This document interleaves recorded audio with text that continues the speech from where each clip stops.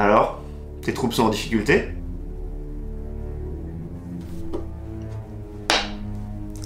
Échec et mat.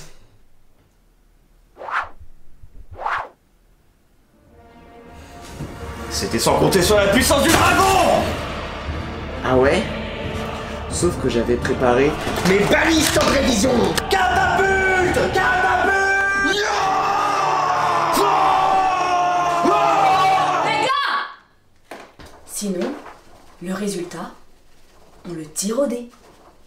Amis rôlistes et non-rôlistes, bonjour. Peu importe l'univers ou le type de jeu de rôle, il y a forcément un moment où en tant que maître du jeu, vous allez vouloir mettre une bataille dans votre scénario. Et qui pourrait vous blâmer? Qui n'a pas adoré la bataille de Hoth? Qui n'a pas frissonné devant la charge des Rohirrim? Et qui ne s'est pas senti pousser des ailes lors de la bataille de l'armée des nouveau-nés dans Twilight? Non, je déconne. Elle est pourrie cette bataille. Une bataille mal préparée peut très vite tourner au carnage.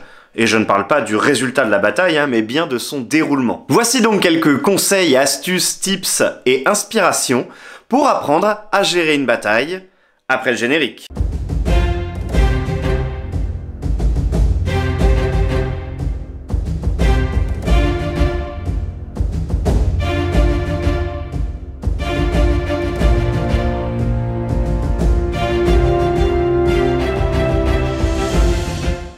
Commençons par définir ce qu'est une bataille dans un jeu de rôle. Une bataille est un affrontement entre deux grands groupes de personnages.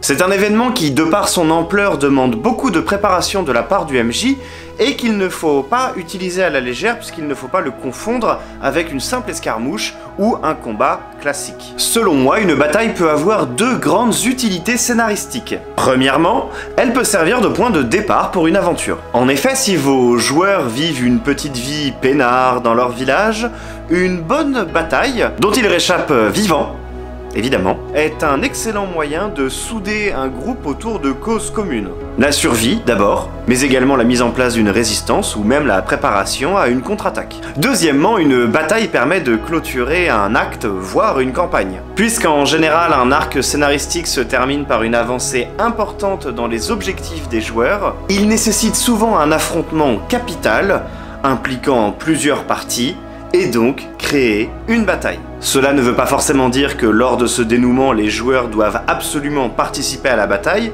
mais nous allons revenir sur ce point juste après. Maintenant que tout le monde est au clair avec le mot bataille, nous allons pouvoir voir ensemble comment mettre tout cela en place dans une partie de jeu de rôle. La première question à laquelle il va falloir répondre, c'est à quel point les joueurs vont avoir un impact sur la bataille. Car en fonction de leur niveau ou de leur expérience, ils ne pourront pas du tout faire pencher la balance de la même manière. Reprenons l'exemple plus haut du petit village. Les joueurs sont au début de leur aventure, ils n'ont pas d'équipement, pas d'expérience, et ils vont se faire attaquer par une armée de soldats, au mieux juste furieux et sanguinaires, au pire entraînés. Dans ce cas, les joueurs, même s'ils peuvent prendre part aux affrontements, à leurs risques et périls, devront user de ruses pour se cacher, ou encore mener des petites guérillas, mais ne devront en aucun cas être au cœur des affrontements, puisqu'ils n'ont tout simplement aucune chance d'y survivre. Je rappelle, juste comme ça, que les joueurs sont les personnages principaux de l'aventure dans laquelle ils se trouvent. Donc si vous décidez de faire commencer votre scénario par une bataille,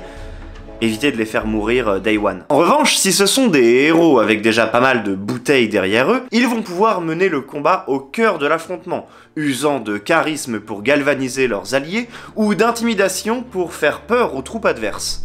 Bon alors, on fait quoi? À mon avis, on devrait mettre un petit piège à ce endroit-là et... Avant tout, j'ai préparé un discours. Je vais galvaniser les troupes.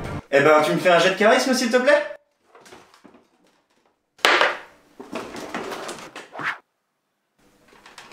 Eh ben, donne-moi ça. Une fois ce point éclairci, il ne vous reste plus qu'à choisir le moyen de gérer votre bataille. Et vous allez voir que malgré un nombre très important de PNJ, il est assez facile lorsqu'on a la méthode de mettre en place un affrontement dantesque. Méthode que je classe en deux grandes catégories. La première méthode consiste à acheter Medieval Total War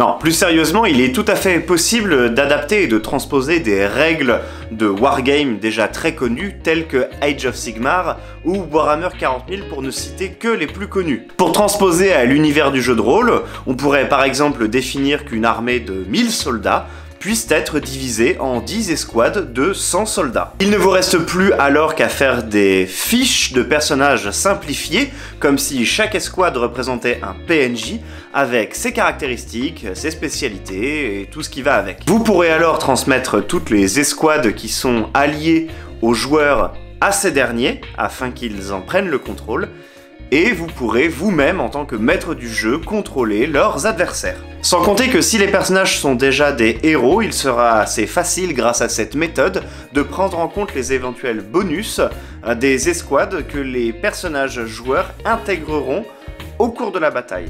Pour terminer, il est de votre devoir de maître du jeu de faire en sorte que les règles que vous adaptez pour les batailles à grande ampleur collent au mieux aux règles déjà existantes du jeu auquel vous jouez pour ce qui est du combat, et qu'il est également de votre responsabilité d'apprendre aux joueurs avant le déroulement de la bataille comment fonctionnent les petites variations de règles que vous avez mis en place. Ce genre d'affrontement prend beaucoup de temps et je conseille donc d'y consacrer plusieurs sessions, que ce soit en termes d'affrontement pur qu'en termes de préparation. Car oui, si vos joueurs subissent un siège, il y a énormément de choses à préparer avant le début du siège, de même s'ils l'initient. Et cela me permet de glisser vers le deuxième moyen, les batailles à objectif. Plus accessibles pour des joueurs de bas niveau, elles permettent de scénariser la bataille autour de moments clés. La bataille en elle-même servant finalement de toile de fond pour les événements qui s'y déroulent. Ici, plus question de contrôler des hordes d'ennemis ou d'alliés.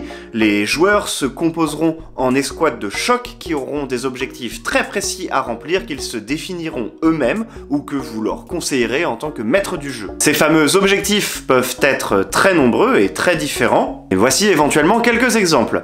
Assassiner un général ennemi, détruire un engin de siège, couper l'arrivée des renforts ou des vivres pour le siège.